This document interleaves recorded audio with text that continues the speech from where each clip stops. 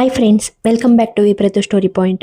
ಸ್ನೇಹಿತರೆ, ಮನಗಳು ಅರಳುವ ಸಮಯ ಕಥಾ ಸರಣಿಯ 7ನೇ ಭಾಗವನ್ನು ನಾವಿವಾಗ ನೋಡ್ತಾ ಇದ್ದೀವಿ. ತಡ ಮಾಡದೆ ಕತೆಗೋಗೋಣ.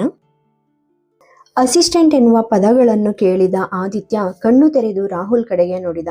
ಏಕೆಂದರೆ ಕೋಣೆಯಲ್ಲಿ ಅವರಿಬ್ಬರನ್ನು ಹೊರತುಪಡಿಸಿ ಬೇರೆ ಯಾರೂ ಇರಲಿಲ್ಲ. ಅವಳ ಡೀಟೇಲ್ಸ್ ಈ ಫೈಲಲ್ಲಿದೆ. ಅವಳು ಪ್ರಿಯಾ ಜೊತೆಗೆ ಕೆಲಸದ ವಿವರಗಳನ್ನ ಡಿಸ್ಕಸ್ ಮಾಡ್ತಾ ಇದ್ದಾಳೆ. ರಾಹುಲ್ ಫೈಲ್ ಕಡೆಗೆ ತೋರಿಸುತ್ತಾ ಹೇಳಿದ. ಆದಿತ್ಯ ಇನ್ನೂ ಮೌನವಾಗಿಯೇ ಇದ್ದ. ಆದಿತ್ಯನ ಒಡೆದು ಹೋದ ಫೋನನ್ನು ನೋಡುತ್ತಾ ರಾಹುಲ್ ಪ್ರಶ್ನಾರ್ಥಕ ಸ್ವರದಲ್ಲಿ ಆದರೆ ಸ್ವಲ್ಪ ನಗುತ್ತಾ, ಅಂದಹಾಗೆ ನೀನು ಕೋಪದಿಂದ ನಿನ್ನ ಫೋನಿಂದ ಆ ಕರಣ್ ತಲೆಗೇನಾದ್ರೂ ಹೊಡೆದ್ಯಾ ಹೇಗೆ? ತುಸು ಯೋಚಿಸುವ ಮುಖ ಮಾಡಿ ಕೇಳಿದ. ಓ ಇಲ್ಲ ಇಲ್ಲ, ನೀನು ಮೀಟಿಂಗ್ ಹೋಗೋ ಮೊದಲೇ ನಿನ್ನ ಫೋನ್ ಒಡೆದೋಗಿತ್ತಲ್ವಾ? ಆದರೆ ಅದು ಹೇಗೆ ಹೊಡೆದೋಯ್ತೋ? ರಾಹುಲ್ ಆದಿತ್ಯನ ಕಡೆಗೆ ನೋಡುತ್ತಾ ಕೇಳಿದ. ಇದನ್ನು ಕೇಳಿದ ಆದಿತ್ಯನಿಗೆ ಮಧ್ಯಾಹ್ನದ ಆ ಕಂದು ಕಣ್ಣಿನ ಹುಡುಗಿಯೊಂದಿಗಿನ ತನ್ನ ಭೇಟಿ ನೆನಪಾಯಿತು. ಅವನು ಕಣ್ಣು ಮುಚ್ಚುತ್ತಿದ್ದಂತೆ ಅವಳ ಕಂದು ಕಣ್ಣುಗಳು ಮತ್ತು ನಡುಗುವ ತುಟಿಗಳು ಅವನ ಕಣ್ಣ ಮುಂದೆ ಕಾಣಿಸಿಕೊಂಡವು. ಅವನ ಮನ ಅವನಿಗೆ ಅರಿವಿಲ್ಲದೆ ಅವಳ ತುಟಿಗಳ ಬಳಿಗೆ ಅವನನ್ನು ಕರೆದೊಯ್ದಿತ್ತು. ನೆನಪಿಸಿಕೊಂಡಷ್ಟು ಗಾಢವಾಗಿ ಕಾಡುತ್ತಿದ್ದವು ಆ ತುಟಿಗಳು ಅವನನ್ನು. ಆ ಅಪರಿಚಿತ ಹುಡುಗಿಯ ಬಗೆಗಿನ ಯೋಚನೆ ಆದಿತ್ಯನಿಗೆ ವಿಚಿತ್ರವಾದ ಒಂದು ನೆಮ್ಮದಿಯ ಭಾವನೆಯನ್ನು ತಂದಿತ್ತು. ಅದೇ ಸಮಯದಲ್ಲಿ ಅದು ಅವನನ್ನ ಆತಂಕಕ್ಕೀಡು ಮಾಡಿತ್ತು. ಆದಿತ್ಯನಿಗೆ ಅರಿವಿದ್ದರೂ ತಿಳಿದಿಲ್ಲದವನಂತೆ ನಟಿಸುತ್ತಿದ್ದ. ತನ್ನ ಆತಂಕವನ್ನು ಕಡಿಮೆ ಮಾಡಲು ಆದಿತ್ಯ ಕಿಟಕಿಯ ಬಳಿಗೆ ಹೋಗಿ ಅಲ್ಲಿ ನಿಂತು ತನ್ನ ಬೆರಳುಗಳ ಜೊತೆ ಆಟವಾಡುತ್ತಿದ್ದ. ರಾಹುಲ್ ತನ್ನ ಪ್ರಶ್ನೆಯನ್ನು ಪುನರಾವರ್ತಿಸಲು ಬಾಯಿ ತೆರೆದ. ಅಷ್ಟರಲ್ಲಿ ಬಾಗಿಲು ತಟ್ಟಿದ ಶಬ್ದ ಅವನನ್ನು ಬಾಗಿಲಿನ ಕಡೆಗೆ ನೋಡುವಂತೆ ಮಾಡಿತು. ಕವನ ಅನುಮತಿಗಾಗಿ ಕಾಯುತ್ತಾ ನಿಂತಿದ್ದಳು. ಕಮಿನ್ ಕವನ, ರಾಹುಲ್ ನಗುತ್ತಾ ಹೇಳಿದ. ಹೊರಗೆ ನೋಡುತ್ತಿದ್ದರೂ ಆದಿತ್ಯ ಇನ್ನೂ ಆ ಕಂದು ಕಣ್ಣುಗಳಲ್ಲೇ ಕಳೆದು ಹೋಗಿದ್ದ. ಇದರ ಅರಿವಿಲ್ಲದೆ ಅವನು ತನ್ನ ಮನದಲ್ಲಿ ಮೂಡುತ್ತಿದ್ದ ಭಾವನೆಗಳಿಂದ ಓಡಿ ಹೋಗುವ ಪ್ರಯತ್ನ ಮಾಡುತ್ತಿದ್ದ. ಆದರೆ ಈಗಾಗಲೇ ಅವನ ಹೃದಯ ಆ ಭಾವನೆಗಳಿಗೆ ಮೃದುವಾಗಿ ಸ್ಪಂದಿಸುತ್ತಿತ್ತು. ರಾಹುಲ್ನ ಆದೇಶದ ಮೇರೆಗೆ ಕ್ಯಾಬಿನ್ ಒಳಗೆ ಬಂದಳು ಕವನ. ಆದಿತ್ಯ ಅದೇ ಹುಡುಗಿಯ ಕಂದು ಕಣ್ಣುಗಳಲ್ಲಿ ಕಳೆದು ಹೋಗಿದ್ದ. ಅಂದ್ಹಾಗೆ ನೀವೆಲ್ಲ ಕೆಲಸನ ಕಂಪ್ಲೀಟ್ ಆಗಿ ಅರ್ಥ ಮಾಡ್ಕೊಂಡಿದ್ದೀರಾ ಕವನ? ರಾಹುಲ್ ಕೇಳಿದಾಗ ಕವನ ಹೌದು ಸರ್ ಎಂದು ಉತ್ತರಿಸಿದಳು. ಕಿಟಕಿಯನ್ನೇ ದಿಟ್ಟಿಸುತ್ತಾ ಅಲ್ಲೇ ನಿಂತಿದ್ದ ಆದಿತ್ಯನಿಗೆ ಕವನಾಳ ಧ್ವನಿ ಕೇಳಿಸಿತು. ಅವನ ಭಾವರಹಿತ ಮುಖದಲ್ಲಿ ಸ್ವಲ್ಪ ಆಶ್ಚರ್ಯದ ಅಭಿವ್ಯಕ್ತಿ ಕಾಣಿಸಿಕೊಂಡಿತು. ಅವನ ಹೃದಯವು ಹಿಂತಿರುಗಿ ಆ ಧ್ವನಿಯ ಓನರನ್ನು ನೋಡಲು ಕಾತರಿಸಿತು. ಆದರೆ ಅವನ ಈಗೋಯಿಸ್ಟಿಕ್ ಮನಸ್ ಯಾವಾಗಲೂ ಅವನನ್ನು ತಡೆಯುತ್ತಿತ್ತು. ಅವನು ಅಂತಹ ಸಂದಿಗ್ಧದಲ್ಲಿಯೇ ಹಾಗೆಯೇ ನಿಂತಿದ್ದ. ರಾಹುಲ್ಲೇ ಅವನ ಬಳಿಗೆ ಬಂದು, ಆದಿತ್ಯ, ಮೀಟ್ ಮಿಸ್ ಕವನ ಎಂದು ಹೇಳಿದ. ಹಾಗೆ ಹೇಳಿದವನು ಸ್ವಲ್ಪ ತಮಾಷೆಯಾಗಿ, ಕವನ, ಇವರೇ ಆದಿತ್ಯ ರಾಜ್, ನಮ್ಮೆಲ್ಲರೂ ಬಿಗ್ ಬಾಸ್ ಎಂದು ಹೇಳಿದ. ರಾಹುಲ್ನ ಮಾತುಗಳನ್ನು ಕೇಳಿದ ಕವನ, ಗುಡ್ ಈವ್ನಿಂಗ್ ಸರ್ ಎಂದು ಅವನಿಗೆ ವಿಶ್ ಮಾಡಿದಳು. ಆದರೆ ಆದಿತ್ಯ ಅವಳತ್ತ ತಿರುಗಿ ಅವಳ ವಿಶ್ ಬದಲು ತನ್ನ ಕಪ್ಪಾದ ಶಾರ್ಪ್ ಕಣ್ಗಳಿಂದ ಅವಳನ್ನು ನೋಡಿದಾಗ ಅವಳಿಗೆ ತನ್ನ ಪಾದಗಳ ಕೆಳಗೆ ನೆಲ ಜಾರಿದಂತೆ ಅನಿಸಿತ್ತು. ಕ್ಷಣದಲ್ಲೇ ತತ್ತರಿಸಿ ಹೋದಳು ಅವಳು. 2 ಹೆಜ್ಜೆ ಹಿಂದಕ್ಕೆ ಸರಿದು ಅವಳು ಅಸಹಾಯಕ ಕಣ್ಣುಗಳು ಮತ್ತು ಅಲುಗಾಡುವ ಧ್ವನಿಯಿಂದ ಆದಿತ್ಯನನ್ನು ನೋಡಿ, ಸರ್ ನೀವಾ? ತಡವರಿಸಿದಳು. ನೀನು ಇಲ್ಲಿ ಬೇರೆಯವರನ್ನ ನಿರೀಕ್ಷೆ ಮಾಡ್ತಾ ಇದೆಯಾ? ಆದಿತ್ಯ ಹುಬ್ಬುಗಳನ್ನು ಮೇಲಕ್ಕೆತ್ತಿ ಕೇಳಿದ. ಇಲ್ಲ ಸರ್, ನಾನು ಅವನನ್ನು. ಮುಂದೆ ಮಾತನಾಡಲು ಆಗದೆ ಹೆದರಿ ಮೌನವಾಗಿ ಕೆಳಗೆ ನೋಡುತ್ತಾ ನಿಂತಳು. ಬಹುಶಃ ಅವಳು ನೆಲ ನೋಡುತ್ತಾ ಅವನ ಆರ್ಡರನ್ನು ಪಾಲಿಸುವಂತೆ ನಿಂತಿದ್ದಳು. ಅವಳು ನೆಲ ನೋಡುತ್ತಿದ್ದಳು, ಆದರೆ ಆದಿತ್ಯನ ಕಣ್ಣುಗಳು ಅವಳ ಮೇಲೆಯೇ ನೆಟ್ಟಿದ್ದವು. ನೀವಿಬ್ರು ಈ ಮೊದಲೇ ಮೀಟ್ ಮಾಡಿದ್ರಾ? ರಾಹುಲ್ ಕವನಾಳನ್ನು ನೋಡಿ ಪ್ರಶ್ನಾರ್ಥಕವಾಗಿ ಕೇಳಿದ. ಕವನ ತಲೆ ಎತ್ತಿ ತನ್ನನ್ನು ದಿಟ್ಟಿಸುತ್ತಿದ್ದ ಆದಿತ್ಯನ ಕಡೆಗೆ ನೋಡಿದಳು. ಅವನ ನೋಟಕ್ಕೆ ಹೆದರಿದ ಅವಳು ಇದ್ದಕ್ಕಿದ್ದಂತೆ ರಾಹುಲ್ ಕಡೆಗೆ ಮುಖ ತಿರುಗಿಸಿದಳು. ರಾಹುಲ್ ಮತ್ತೆ ತನ್ನ ಪ್ರಶ್ನೆಯನ್ನು ಕೇಳಿದ. ಯಾರಾದ್ರೂ ನನಗೆ ಹೇಳ್ತೀರಾ? ನೀವಿಬ್ರು ಈ ಮೊದಲೇ ಏನಾದ್ರೂ ಮೀಟ್ ಮಾಡಿದ್ರಾ ಹಾಗಿದ್ರೆ ಎಂದ. ಆದಿತ್ಯ ಇನ್ನೂ ಅವಳನ್ನು ದಿಟ್ಟಿಸುತ್ತಾ ಇಲ್ಲ ಎಂದ.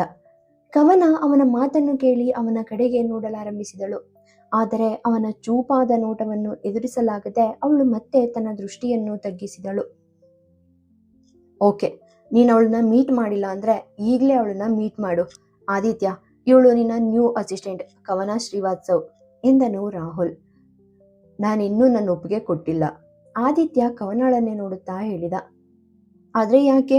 ಮಗ, ಅವಳು ನೋಡೋಕೆ ತುಂಬಾ ಬ್ಯೂಟಿಫುಲ್ ಆಗಿದ್ದಾಳೆ, ತುಂಬಾ ಇಂಟೆಲಿಜೆಂಟ್, ಮತ್ತೆ ಎಸ್ಪೆಷಲಿ ಅವಳು ಫ್ಯಾಷನ್ ಡಿಸೈನಿಂಗ್ನಲ್ಲಿ ತೊಡಗಿಸ್ಕೊಂಡಿದ್ದಾಳೆ. ಹಾಗಾಗಿ ನಮ್ಮ ವೆಡ್ಡಿಂಗ್ ಡ್ರೆಸ್ನ ಡಿಸೈನ್ ಮಾಡೋಕೆ ಅವಳು ಹೆಚ್ಚಿನ ಸಹಾಯ ಮಾಡಬಹುದು. ಆದಿತ್ಯನ ಮಾತುಗಳನ್ನು ಕೇಳಿದ ರಾಹುಲ್ ಕವನಾಳಿಗೆ ಸಪೋರ್ಟ್ ಮಾಡುತ್ತಾ ಹೇಳಿದ.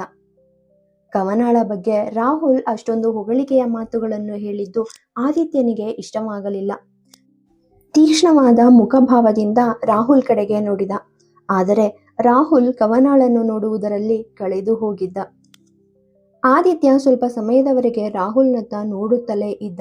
ಆದರೆ ರಾಹುಲ್ ನೋಟ ಕವನಾಳ ಮೇಲೆ ನೆಟ್ಟಿರುವುದು ಅವನಿಗೆ ಹೃದಯದಲ್ಲಿ ಏನೋ ನೋವು ಮತ್ತು ಉರಿಯುವ ಸಂವೇದನೆಯನ್ನು ಉಂಟು ಮಾಡಿತು. ಆ ಕ್ಷಣದಲ್ಲಿ ತನಗೆ ಏನನಿಸುತ್ತಿದೆ ಎಂದು ಅವನಿಗೆ ಅರ್ಥವಾಗಲಿಲ್ಲ. ಆದರೆ ನಿಧಾನವಾಗಿ ಅವನ ಅಸೂಯೆ ಕೋಪಕ್ಕೆ ತಿರುಗಲು ಶುರುವಾಯಿತು. ರಾಹುಲ್ ಅವಳನ್ನು ನೋಡುತ್ತಿದ್ದಂತೆಯೇ ಆದಿತ್ಯ ಕೈಯಲ್ಲಿ ಹಿಡಿದಿದ್ದ ಡ್ರಿಂಕ್ ಗ್ಲಾಸನ್ನು ಕೆಳಗೆ ಬೀಳಿಸಿದ. ಗಾಜು ಒಡೆಯುವ ಶಬ್ದವು ರಾಹುಲ್ ಮತ್ತು ಕವನ ಇಬ್ಬರೂ ಅವನತ್ತ ನೋಡುವಂತೆ ಮಾಡಿತ್ತು. ಗ್ಲಾಸ್ ಹಾಕೋ ಹೊಡೆದಾಗ್ತೆ? ರಾಹುಲ್ ಆದಿತ್ಯನ ಕಡೆಗೆ ನೋಡುತ್ತಾ ಕೇಳಿದ. ನಾನು ಆ ಗ್ಲಾಸ್ನ ನಿನಗೆ ಕೊಟ್ಟೆ, ಆದಿತ್ಯ ಭಾವರಹಿತವಾಗಿ ರಾಹುಲ್ ಕಡೆಗೆ ನೋಡುತ್ತಾ ಹೇಳಿದ. ಕವನ ಹೆದರಿದ ಹರಿಣಿಯಂತೆ ಅವನನ್ನೇ ನೋಡುತ್ತಿದ್ದಳು. ಆದಿತ್ಯ ಅವಳನ್ನು ನೋಡಿದ ತಕ್ಷಣ ಮತ್ತೆ ಅವಳು ತನ್ನ ನೋಟವನ್ನು ಕೆಳಗೆ ಮಾಡಿದಳು. ಇರು, ನಾನು ಈಗಲೇ ಹೌಸ್ ಕೀಪಿಂಗ್ಗೆ ಕಾಲ್ ಮಾಡ್ತೀನಿ, ರಾಹುಲ್ ಇಂಟರ್ಕಾಮ್ ಕಡೆಗೆ ನಡೆಯುತ್ತಾ ಹೇಳಿದ. ಆದಿತ್ಯ ಅವನನ್ನು ತಡೆದು, ಅಗತ್ಯ ಇಲ್ಲ, ಇವಳು ಅದನ್ನು ಕ್ಲೀನ್ ಮಾಡ್ತಾಳೆ ಎಂದು ಹೇಳಿದ. ಯಾರು? ರಾಹುಲ್ ಆದಿತ್ಯನ ಕಡೆಗೆ ನೋಡುತ್ತಾ ಕೇಳಿದ. ಅವನು ಕವನಾಳನ್ನೇ ನೋಡುತ್ತಿದ್ದ. ಆದರೆ ಯಾಕೆ? ಅವಳು ಅಸಿಸ್ಟೆಂಟ್, ಹೌಸ್ ಕೀಪಿಂಗ್ ಅಲ್ಲ. ರಾಹುಲ್ ಆದಿತ್ಯನ ಮಾತನ್ನು ಕೇಳಿ ತುಸು ಬಿರುಸಾಗಿ ಹೇಳಿದ. ರಾಹುಲ್ ಮತ್ತೆ ಇಂಟರ್ಕಾಮ್ ತೆಗೆದುಕೊಳ್ಳಲು ಪ್ರಯತ್ನಿಸುತ್ತಿದ್ದಂತೆ ಆದಿತ್ಯ ಈ ಬಾರಿ ಹಲ್ಲು ಕಡಿಯುತ್ತಾ, ಅವಳು ಈ ಕೆಲಸ ಮಾಡ್ತಾಳೆ ಅಂತ ನಾನು ನಿನ್ಗೆ ಹೇಳಿದೆ ಎಂದು ಕೋಪದಿಂದ ಹೇಳಿದವನು, ರಾಹುಲ್, ನೀನೀಗ ಹೋಗಬಹುದು ಎಂದ. ಆದಿ, ಇಟ್ಸ್ ನಾಟ್ ಫೇರ್ ಎಂದು ರಾಹುಲ್ ಹೇಳಿದಾಗ ಆದಿತ್ಯ ಅವನನ್ನು ಒಮ್ಮೆ ಗುರಾಯಿಸಿದ. ಆದರೆ ಆದಿ, ರಾಹುಲ್ ಮತ್ತೆ ಪ್ರಯತ್ನಿಸಿದ. ಆದರೆ ಆದಿತ್ಯ ಅವನನ್ನು ಶಾಪ್ ಆಗಿ ನೋಡಿ, ನೀನು ಹೋಗಬಹುದು ಅಂತ ನಾನು ಹೇಳ್ದೆ ರಾಹುಲ್, ಈ ಬಾರಿ ಇನ್ನಷ್ಟು ಗಡುಸಾಗಿ ಹೇಳಿದ. ರಾಹುಲ್ ಆದಿತ್ಯನತ್ತ ಒಮ್ಮೆ ದೃಷ್ಟಿ ಹಾಯಿಸಿ ಅಲ್ಲಿಂದ ಹೊರನಡೆಯಲು ಮುಂದಾದ. ಆದಿತ್ಯನಲ್ಲಿ ಬೇರೆ ಏನನ್ನು ಕೇಳುವುದರಲ್ಲಿ ಅರ್ಥವಿಲ್ಲ. ಹಾಗೆಯೇ ಅವನ ಬಳಿ ಏಕೆ ಎಂಬುದಕ್ಕೆ ಯಾವುದೇ ಉತ್ತರವಿರಲಿಲ್ಲ. ಮಧ್ಯಾಹ್ನ ಕಮಿಟಿ ಮೀಟಿಂಗ್ ಕೋಪನ ಈಗ ಕವನ ಮೇಲೆ ಹೊರ ಹಾಕ್ತಿರುವಂತೆ ಅನಿಸಿತ್ತು ರಾಹುಲ್ಗೆ. ರಾಹುಲ್ ಹೊರಡುವಾಗ ಕವನಾಳ ಹತ್ತಿರ ನಿಂತು ಅವಳ ಕಿವಿಯ ಬಳಿ, ನೀನಿನ್ನೂ ಒಂದು ವಾರದ ಚಾಲೆಂಜ್ನ ಅಕ್ಸೆಪ್ಟ್ ಮಾಡ್ಕೊಳ್ಳೋಕೆ ರೆಡಿ ಇದೆಯಾ ಮೃದುವಾಗಿ ಕೇಳಿದ. ಆದಿತ್ಯನ ಕಿವಿಗೆ ರಾಹುಲ್ ಹೇಳಿದ ಮಾತುಗಳು ಕೇಳಿಸಿದವು. ಅವನು ಆದಿತ್ಯ ರಾಜ್, ಅವನಿಗೆ ಹೇಗೆ ಕೇಳಿಸದೇ ಇರೋಕ್ ಸಾಧ್ಯ? ಇದಲ್ಲದೆ ಕವನಾಳೊಂದಿಗಿನ ರಾಹುಲ್ನ ಸಾಮೀಪ್ಯ ಅವನ ರಕ್ತವನ್ನ ಕುದಿಯುವಂತೆ ಮಾಡ್ತಾ ಇತ್ತು. ರಾಹುಲ್ ಹೊರಡುವಾಗ ಆದಿತ್ಯನ ಧ್ವನಿ ಅವನನ್ನು ನಿಲ್ಲಿಸಿತು. ಯಾವ ಒಂದು ವಾರದ ಚಾಲೆಂಜ್? ರಾಹುಲ್ ಕಡೆಗೆ ಪ್ರಶ್ನಾರ್ಥಕವಾಗಿ ಕೇಳಿದ. ಇದನ್ನು ಕೇಳಿ ಸಿಟ್ಟಿಗೆದ್ದ ರಾಹುಲ್ ಅವನ ಹತ್ತಿರ ಬಂದು, ನಾನು ಈ ಹುಡುಗಿಗೆ ನಿನ್ ಜೊತೆ ಕೆಲಸ ಮಾಡೋಕೆ ಮತ್ತೆ ನಿನ್ನ ನಿಭಾಯಿಸೋಕೆ ಹೇಳಿದೆ, ಆದ್ರೆ ಅದು ಅವಳ ನಿಯಂತ್ರಣಕ್ಕೆ ಮೀರಿದ್ದು ಅಂತ ನನಗೆ ಇವಾಗ ಅನ್ನಿಸ್ತೈತೆ. ನಂತರ ಕವನಾಳನ್ನು ದಿಟ್ಟಿಸಿ ನೋಡುತ್ತಾ, ಆದ್ರೆ ಅವಳು ಈ ಕೆಲ್ಸದ ಬಗ್ಗೆ ತುಂಬಾ ಇಂಟ್ರೆಸ್ಟ್ ತೋರಿಸಿದ್ಲು. ಈಗ ನೋಡಿದ್ರೆ ಬೆಂಕಿಗಾರ ಸ್ಥಿತಿ ಆಗಿದೆ ಅವಳದು. ಅವಳು ಒಂದು ವಾರದ ಸಮಯ ಕೇಳಿದ್ಲು. ಈ ಟೈಮಲ್ಲಿ ಅವಳು ನಿನ್ನನ್ನು ಮ್ಯಾನೇಜ್ ಮಾಡಿ ನಿನ್ನ ಸಹಿಸ್ಕೊಂಡ್ರೆ ಇಲ್ಲಿ ಇರ್ತಾ ಇದ್ಲು. ಹೀಗೆ ಹೇಳುತ್ತಾ ಅವನು ಹೊರಡಲು ಕಾಲ್ ತೆಗೆದ. ಹೊರಡುವಾಗ ಅವನು ಕವನಾಳನ್ನು ನೋಡಿ ಬೇಸರದ ನಗು ನಕ್ಕು, ಟ್ರೇಲರೇ ಸಾಕಾಯ್ತಾ ಅಥವಾ ನಿನ್ಗೆ ಇಡೀ ಪಿಕ್ಚರನ್ನೇ ನೋಡೋ ಆಸೆ ಇದೆಯಾ ಎಂದು ಕೇಳಿ ಅಲ್ಲಿಂದ ಹೊರಟು ಹೋದ. ಮಾಯಾಳ ಕ್ಯಾಬಿನ್. ಈ ನಡುವೆ ಮಾಯಾ ತನ್ನ ಕ್ಯಾಬಿನ್ನಲ್ಲಿ ಕುಳಿತು ಫೋನ್ನಲ್ಲಿ ಕ್ಲೈಂಟ್ ಜೊತೆ ಡೆಸ್ಟಿನೇಷನ್ ಡೆಕೋರೇಷನ್ ಬಗ್ಗೆ ಡಿಸ್ಕಸ್ ಮಾಡುತ್ತಿದ್ದಳು. ರಾಹುಲ್ ಮಾಯಾಳ ಕ್ಯಾಬಿನ್ಗೆ ನುಗ್ಗಿ ಅವಳ ಕುರ್ಚಿಯ ಮುಂದೆ ಇನ್ನೊಂದು ಕುರ್ಚಿಯನ್ನು ಎಳೆದು ಬಿರುಸಾಗಿ ಕುಳಿತ. ಅಷ್ಟರಲ್ಲಿ ಮಾಯಾಳ ಅಸಿಸ್ಟೆಂಟ್ ಸಾನ್ವಿ ಅಲ್ಲಿ ನಿಂತು ಕೆಲವು ಪಾಯಿಂಟ್ಸ್ಗಳನ್ನು ನೋಟ್ ಮಾಡಿಕೊಳ್ಳುತ್ತಾ ಇದ್ಲು. ರಾಹುಲ್ ಅವಳನ್ನು ಸ್ವಲ್ಪ ಕಿರಿಕಿರಿಯಿಂದ ನೋಡುತ್ತಾ, ಸಾನ್ವಿ ಪ್ಲೀಸ್ ನನಗೋಸ್ಕರ ಒಂದು ಕಪ್ ಸ್ಟ್ರಾಂಗ್ ಕಾಫಿ ಆರ್ಡರ್ ಮಾಡು ಎಂದ. ಓಕೆ ಸರ್ ಎಂದವಳು ಮತ್ತೆ ಅಲ್ಲೇ ನಿಂತು ಪಾಯಿಂಟ್ಸ್ಗಳನ್ನು ನೋಟ್ ಮಾಡೋಕೆ ಶುರು ಮಾಡಿದ್ಲು. ರಾಹುಲ್ ಸ್ವಲ್ಪ ಹೊತ್ತು ಅವಳತ್ತ ನೋಡಿದ. ಆದರೆ ಅವಳು ಅಲ್ಲೇ ನಿಂತಾಗ ಕೋಪದಿಂದ ಎದ್ದು ನಿಂತು ಟೇಬಲ್ ಮೇಲೆ ಬಡಿದ. ಸಾನ್ವಿ, ನಾನು ಈಗ ಕಾಫಿ ಕುಡಿಬೇಕಂತ ಹೇಳಿದ್ದು, ನಾಳೆ ಬೆಳಿಗ್ಗೆ ಅಲ್ಲ.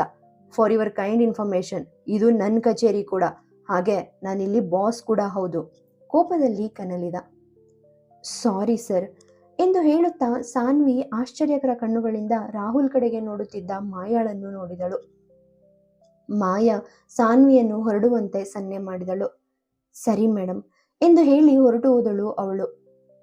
ಸಾರಿ ಸಾನ್ವಿ, ನಾನು ಬೇರೆಯವ್ರ ಮೇಲಿದ್ದ ಕೋಪನ ನಿನ್ನ ಮೇಲೆ ಎತ್ತಾಕ್ಬಿಟ್ಟೆ ಎಂದು ರಾಹುಲ್ ಸಾನ್ವಿಯ ಹತ್ತಿರ ಬಂದು ಅವಳ ಭುಜವನ್ನು ತಟ್ಟಿ ಹೇಳಿದ.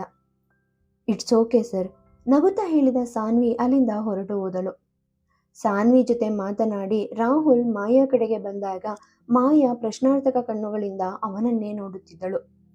ರಾಹುಲ್ ಏನು ಹೇಳದೆ ದೀರ್ಘ ಉಸಿರನ್ನು ತೆಗೆದುಕೊಳ್ಳುತ್ತಾ ಕುರ್ಚಿಯ ಮೇಲೆ ಕುಳಿತ. ಮಾಯಾ ಕ್ಲೈಂಟ್ಗೆ I will call you later ಎಂದು ಹೇಳಿ ಫೋನ್ ಕಟ್ ಮಾಡಿದಳು.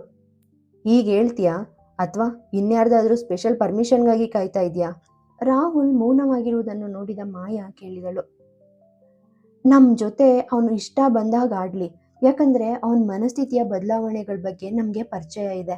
ಆದರೆ 2-4 ಗಂಟೆಗಳ ಹಿಂದೆ ಬಂದ ಆ ಮುಗ್ಧ ಹುಡುಗಿ, ಹೀಗೆ ಹೇಳುತ್ತಾ ರಾಹುಲ್ ಮಾಯಾಗೆ ಆದಿತ್ಯನ ಕ್ಯಾಬಿನ್ನ ಸಂಪೂರ್ಣ ಕಥೆಯನ್ನು ವಿವರಿಸಿದ. ರಾಹುಲ್ ಕವನಾಗಿಂತ ಅವಳಿಗಾದ ಅವಮಾನ ತನಗೆ ಹೆಚ್ಚು ನೋವುಂಟು ಮಾಡುತ್ತಿದೆ ಎಂಬಂತೆ ಮಾತನಾಡುತ್ತಿದ್ದ. ಆದಿತ್ಯ ಎಲ್ರ ಜೊತೆನೂ ಹಾಗೆ, ಮತ್ತೆ ಯಾರಾದರೂ ಯಾವುದೇ ಸಮಯದಲ್ಲಿ ಅವನ ಕೋಪಕ್ಕೆ ಬಲಿಯಾಗಬಹುದು, ಮಾಯಾ ಹೇಳಿದಳು. ಆದಿತ್ಯನ ಬಗ್ಗೆ ಅವಳಿಗೂ ತುಸು ಭಯ ಇತ್ತು. ನಂತರ ಅವನ ಬಳಿಗೆ ಹೋಗಿ ಅವನ ಪಕ್ಕದ ಕುರ್ಚಿಯ ಮೇಲೆ ಕುಳಿತು ಅವಳು ಸ್ವಲ್ಪ ಮುಗುಳ್ನೊಕ್ಕು ಪ್ರಶ್ನಾರ್ಥಕವಾಗಿ ಕೇಳಿದಳು. ಅವನು ಆದಿತ್ಯ, ಅವನ ಆದಿತ್ಯನಾಗೇ ವರ್ತಿಸ್ತಾ ಇದ್ದಾನೆ. ಆದರೆ ರಾಹುಲ್, ನಿನಗೆ ಗೊತ್ತಾ, ನೀನು ಫಸ್ಟ್ ಟೈಮ್ ಆದಿತ್ಯನಾಗೆ ಬಿಹೇವ್ ಮಾಡ್ತಾ ಇದೆಯಾ, ರಾಹುಲ್ ಹಾಗೆ ಅಲ್ಲ. ನಂತರ ತಮಾಷೆಯಾಗಿ ತಲೆ ಅಲ್ಲಾಡಿಸುತ್ತಾ, ಇದು ಆದಿತ್ಯನ ಸಹವಾಸದ ಪರಿಣಾಮನೋ ಅಥವಾ ನೀನು ಕವನ ಜೊತೆ ಸ್ಪೆಷಲ್ ಕನೆಕ್ಷನ್ ಏನಾದರೂ ಬೆಳೆಸ್ಕೊಳ್ತಾ ಇದೆಯಾ ಎಂದು ಹೇಳಿ ಒಂದು ಕ್ಷಣ ನಿಲ್ಲಿಸಿ, ಏನೋ ಫಸ್ಟ್ ಸೈಟ್ ಲವ್ವಾ ಎಂದು ಕಾಲೆಳೆದಳು. ರಾಹುಲ್ ಏನನ್ನೂ ಹೇಳದೆ ಸ್ವಲ್ಪ ಹೊತ್ತು ಮಾಯಾಳನ್ನು ದಿಟ್ಟಿಸುತ್ತಾ ಕುಳಿತ. ನಂತರ ಮೇಲೆದ್ದವನು, ನಾನು ಹೊರಡ್ತೀನಿ ಎಂದು ಹೇಳಿ ಅಲ್ಲಿಂದ ಹೊರಡಲು ಅಣಿಯಾದ. ಬಾಗಿಲ ಬಳಿಗೆ ಹೋದವನು ಮಾಯಾ ಕಡೆಗೆ ತಿರುಗಿ ನೋಡಿ ನಗುತ್ತಾ, ಇದು ಮೊದಲ ನೋಟದಲ್ಲೇ ಪ್ರೀತಿಯೇ ಆಗಿದ್ರೂ ಪ್ರಾಬ್ಲಮ್ ಏನು? ಅವಳು ತುಂಬಾ ಮುದ್ದಾಗಿದ್ದಾಳೆ, ಯಾರಾದರೂ ಅವಳನ್ನ ಪ್ರೀತಿಸಬಹುದು ಎಂದ. ಕೈಯಲ್ಲಿದ್ದ ಸ್ಟ್ರೆಸ್ ಕಂಟ್ರೋಲ್ ಬಾಲ್ ಅನ್ನು ಮೇಲಕ್ಕೆ ಎಸೆದು ಕ್ಯಾಚ್ ಹಿಡಿಯುತ್ತಾ ಅಲ್ಲಿಂದ ಹೊರಟು ಹೋದ. ಮಾಯಾ ಮನದಲ್ಲಿ ಸುನಾಮಿಯೇ ಎದ್ದಿತ್ತು ಅವನ ಮಾತುಗಳಿಂದ. ರಾಹುಲ್ ಹೋದ ನಂತರವೂ ಬಹಳ ಹೊತ್ತು ಕವನ ನೆಲ ನೋಡುತ್ತಲೇ ನಿಂತಿದ್ದಳು. ಆದಿತ್ಯ ಸ್ವಲ್ಪ ಹೊತ್ತು ಅವಳನ್ನು ದಿಟ್ಟಿಸಿ ನೋಡಿದ.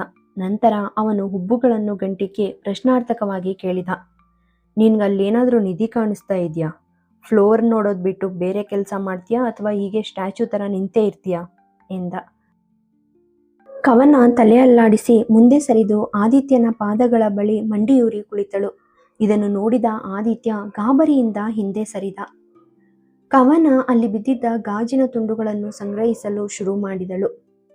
ಗಾಬರಿಯಿಂದ ಮತ್ತು ನಡುಗುವ ಕೈಗಳಿಂದಾಗಿ ಗಾಜಿನ ತುಂಡೊಂದು ಕವನಾಳ ಬೆರಳನ್ನು ಚುಚ್ಚಿತ್ತು. ನೋವಿಗೆ ಪ್ರಾಣ ಹೋದ ಹಾಗಾಯಿತು ಅವಳಿಗೆ. ಆದರೆ ಉಸಿರುಗಟ್ಟಿ ಒಂದು ಮಾತನ್ನು ಹೇಳದೆ ಅವಳು ಅಲ್ಲೆಲ್ಲ ಹರಡಿದ್ದ ಗಾಜಿನ ಚೂರುಗಳನ್ನು ಸಂಗ್ರಹಿಸುವುದನ್ನು ಮುಂದುವರಿಸಿದಳು. ಆದಿತ್ಯ ಆರಂಭದಲ್ಲಿ ಸ್ವಲ್ಪ ಹೊತ್ತು ಅವಳನ್ನು ದಿಟ್ಟಿಸಿ ನೋಡಿದ. ಆದರೆ ನಂತರ ಅವಳ ಕಟ್ಟಾದ ಬೆರಳಿನಿಂದ ರಕ್ತ ಹರಿಯುವುದನ್ನು ನೋಡಿ ಅವನು ಕವನಾಳ ಪಕ್ಕದಲ್ಲಿ ಮಂಡಿಯೂರಿ ಕುಳಿತ. ಆದಿತ್ಯನ ಹಠಾತ್ ಕ್ರಮದಿಂದ ಬೆಚ್ಚಿಬಿದ್ದ ಕವನ ಸ್ವಲ್ಪ ಹಿಂದೆ ಸರಿದಳು. ಆದಿತ್ಯ ಅವಳ ಮಣಿಕಟ್ಟನ್ನು ಹಿಡಿದು ಹತ್ತಿರಕ್ಕೆ ಎಳೆದ. ಆ ಕ್ಷಣದಲ್ಲಿ ಅವರು ಒಟ್ಟಿಗೆ ತುಂಬಾ ಹತ್ತಿರದಲ್ಲಿದ್ದರು. ಒಬ್ಬರನ್ನೊಬ್ಬರ ಉಸಿರಾಟದ ಉಷ್ಣತೆಯನ್ನು ಸಹ ಅವರು ಅನುಭವಿಸಬಲ್ಲರು. ಆದಿತ್ಯ ಹತ್ತಿರ ಬಂದು ಕಟ್ಟಾದ ಬೆರಳನ್ನು ತನ್ನ ತುಟಿಗಳ ಬಳಿ ತಂದು ತನ್ನ ಬೆರಳುಗಳಿಂದ ಒಸರುತ್ತಿದ್ದ ರಕ್ತವನ್ನು ಒರೆಸಿದ.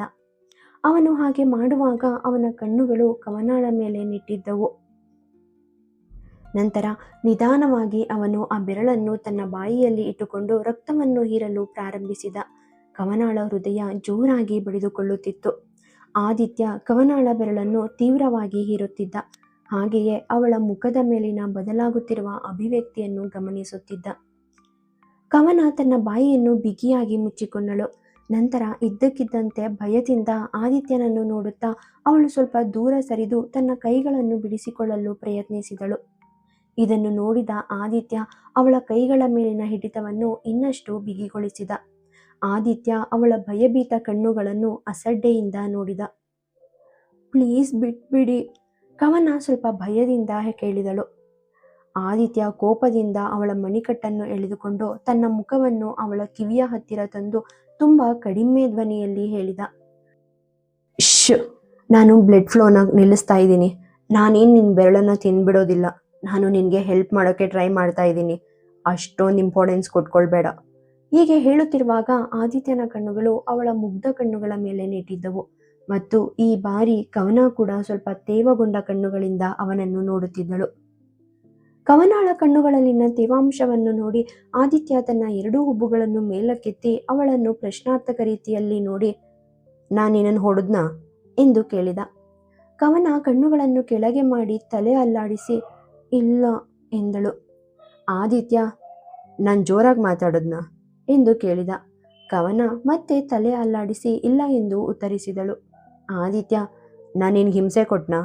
ಕವನ ಬಲವಾಗಿ ತಲೆ ಅಲ್ಲಾಡಿಸುತ್ತಾ ಇಲ್ಲ ಎಂದು ಹೇಳಿದಳು. ಆದಿತ್ಯ, ನಾನೇನಾದರೂ ಅಸಭ್ಯವಾಗಿ ವರ್ತಿಸಿದ್ನಾ ಕೇಳ್ದ. ಕವನ ಮತ್ತೆ ಇಲ್ಲ ಎಂದು ತಲೆ ಅಲ್ಲಾಡಿಸಿದಳು. ಆದಿತ್ಯ ಅವಳ ಕಣ್ಣುಗಳಿಂದ ಹರಿಯುತ್ತಿದ್ದ ಕಣ್ಣೀರಿನ ಹನಿಯನ್ನು ತನ್ನ ಬೆರಳುಗಳಿಂದ ಎತ್ತಿಕೊಳ್ಳುತ್ತಾ ಕವನಾಳನ್ನು ನೋಡಲು ಶುರು ಮಾಡಿದ. ಹಾಗಾದರೆ ನೀನ್ಯಾಕೆ ಅಳ್ತಾ ಇದೆಯಾ ಕೇಳಿದ. ಕವನ ಏನೂ ಹೇಳಲಿಲ್ಲ. ಅವಳು ಆದಿತ್ಯನ ಮುಖವನ್ನು ದಿಟ್ಟಿಸಿ ನೋಡಿ ಕಣ್ಣೀರು ಹಾಕಲು ಶುರು ಮಾಡಿದಳು. ಆದಿತ್ಯ, ನನಗೆ ಪದೇ ಪದೇ ಹೇಳೋ ಅಭ್ಯಾಸ ಇಲ್ಲ. ಮತ್ತೆ ಇಡೀ ರಾತ್ರಿನ ನಿನ್ನ ಪಕ್ಕದಲ್ಲಿ ಹೀಗೆ ಕೂತ್ಕೊಂಡು ಕಳೆಯೋಕ್ಕೂ ನನಗಿಷ್ಟ ಇಲ್ಲ. ಕವನಾಳ ಕಣ್ಣೀರನ್ನು ನೋಡಿ ಅವನು ಸ್ವಲ್ಪ ಕಠಿಣ ಸ್ವರದಲ್ಲಿ ಮಾತನಾಡಲು ಶುರು ಮಾಡಿದ.